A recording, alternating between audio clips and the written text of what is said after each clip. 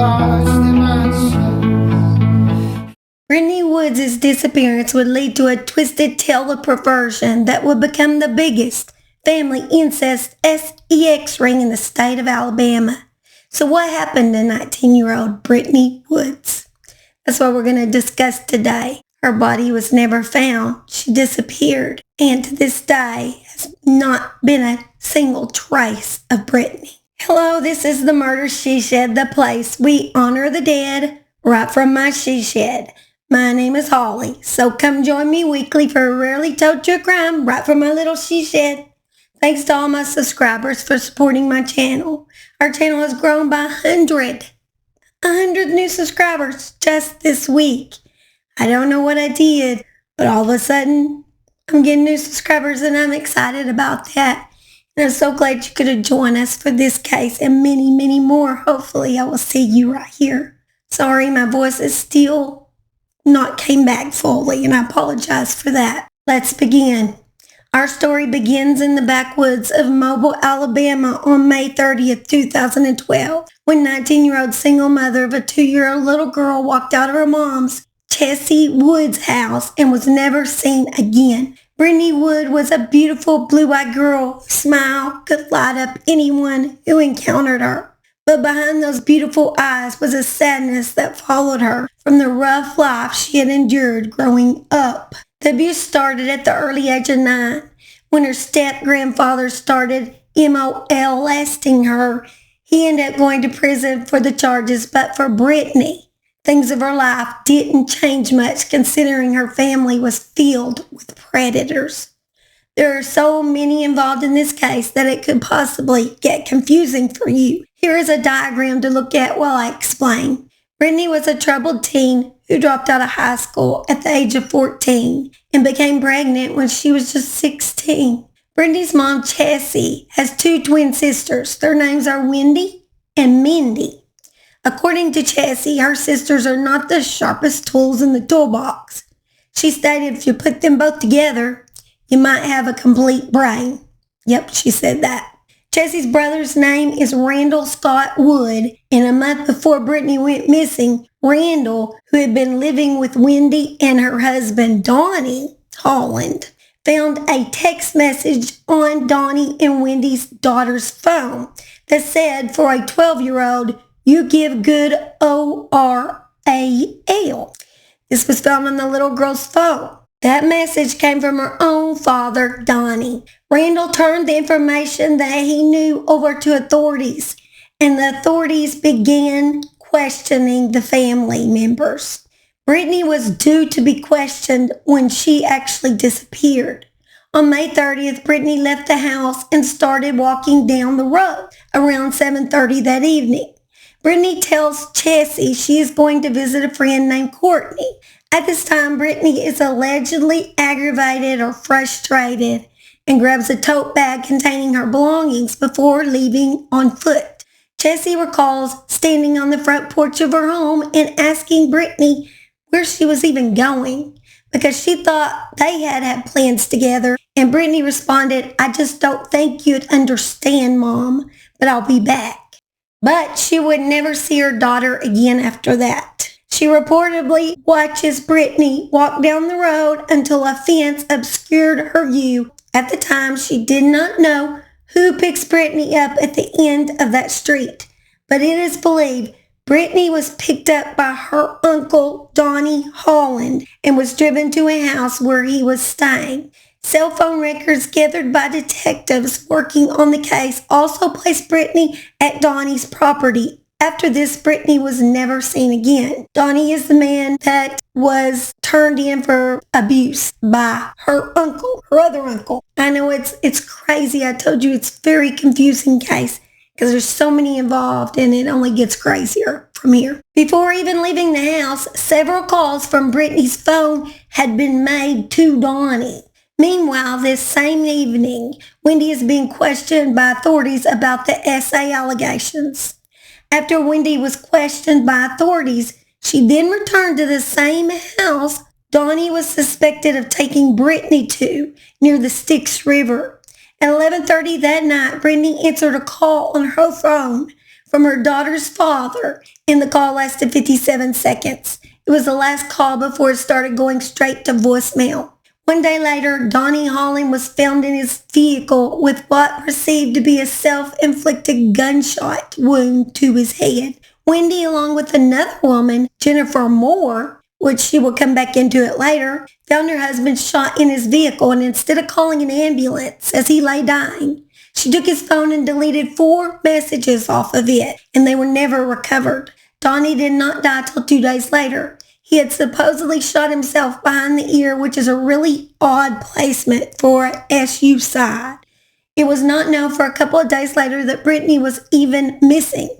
Since it was declared an SU side, no DNA was taken off the gun. Later it was learned that the gun he had shot himself with had been Brittany's, and Brittany's phone battery had also been found in his vehicle, but the actual phone was never found. What could Brittany have known that possibly ended her life? It is known that Brittany and her brother Derek were abused by some of the family members too. Derek claims his essay began when he was around 6 and was abused by his Uncle Donnie and his Aunt Wendy. Jessie claimed to not know her children were even being abused, although one of Jessie's nieces, Donnie's daughter, accuses Jessie of SAing her during a threesome with her father. Jessie took a polygraph test and questioned about this assault, and she actually passed it. Donnie Holland was a huge man who was a biker and was said to have been the ringleader of the family sex ring. It was known that pretty much everyone in this extended family was having sex with one another and raping their children. Donnie would often film the encounters and keep the videos in his home like some sort of trophy. It's also been said that Donnie sold some of the videos on Craigslist. One child described it as being a big orgy in which children were passed around. The children were also being sold to others outside the family. One child testified her brother would be forced to have sex with Wendy while she was being RAP'd by Donnie. The Hollands also tried to force her to have sex with her own brother. The victim was told by Wendy that she was just being shown how to please a man. She stated the abuse had begun when she was still in diapers. As many as 16 children could have been victimized who were as young as 3 or 4 when they were first messed with or made to watch adult relatives during drug-fueled orgy. If they weren't thought to be quite old enough yet, they were just made to watch. As they got older, that's when they were made to participate. Authorities believe group sex and child SA went on for 3 generations in 2 families that merged when Donnie Holland married Wendy Wood. Dustin Kent, who was married to Mindy, which was Wendy's twin sister, he was a predator too. He RAP'd Donnie's daughter while Donnie watched. Dustin said that Donnie picked up his daughter and told her they would go to a pet store to buy a hamster. Instead, Donnie drove her to Dustin's workplace. The 3 of them then went to Shipyard Road near Rangeline Road off Interstate 10. They went to an industrial park that never was developed, and Donnie turned onto a dark trail at dusk. During the ride, the victim had a headache, so Dustin began rubbing her head. He started to kiss her, but she pulled away. After the Chevrolet Tahoe came to a stop, Dustin took the girl's clothes off and SA'd her. He said that Donnie watched the entire time. Watched this man RAPing his daughter, which wasn't nothing new to him. He pimped her out to everybody around, basically. Just days before Brittany had went missing, she had exchanged messages on Facebook with a teenage relative who had claimed she had been RAP'd by 3 male family members. Maybe Brittany only thought the abuse was happening to her, but learned that it wasn't just her when the relative confessed to her that day that she was also being, abused by these family members. And maybe she was just tired of children being abused by her family. Anyway, did this make her confront her Uncle Donnie? And when she did he snap and knew Brittany would come forward with some pretty strong allegations against him? Did her Uncle Donnie kill her? Was his wife Wendy involved in her death? It is said by the authorities that the only reason Jessie's brother, Randall Scott, even told authorities about Donnie's daughter's abuse is because he actually fell in love with the daughter himself because he was also abusing her. 11 family members were arrested for abusing children, and also other individuals not related to the children were arrested too. Wendy, Mindy's husband Dustin, Randall Scott, the brother were all arrested and charged for abuse and torture of children.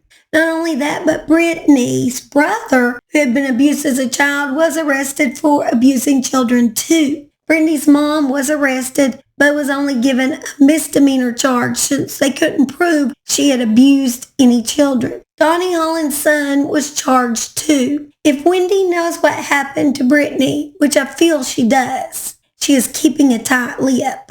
The woman that was with Wendy, remember Jennifer Moore that night they had found Donnie dying and erased text messages, was also charged with abuse and production of child, PORN. So, was she part of this death cover-up? Did Donnie commit suicide, or was he murdered by Wendy? Maybe Jennifer?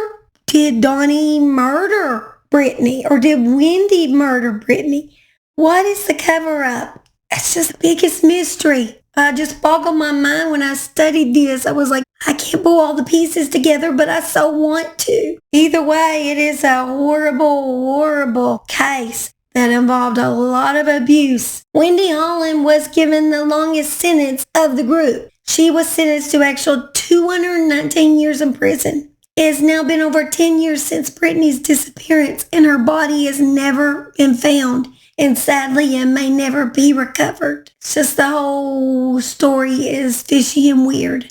So many lives were destroyed by the hands of Donnie and Wendy Holland. And unfortunately, a beautiful girl had to disappear before we received the true answers of what really happened. The only people that may know is Brittany, who we don't know where she is, Wendy, who is in prison for basically the rest of her life, and a dead man, Donnie. There may never be any true answers from this. Hopefully, one day someone will come clean and admit what actually happened to Brittany.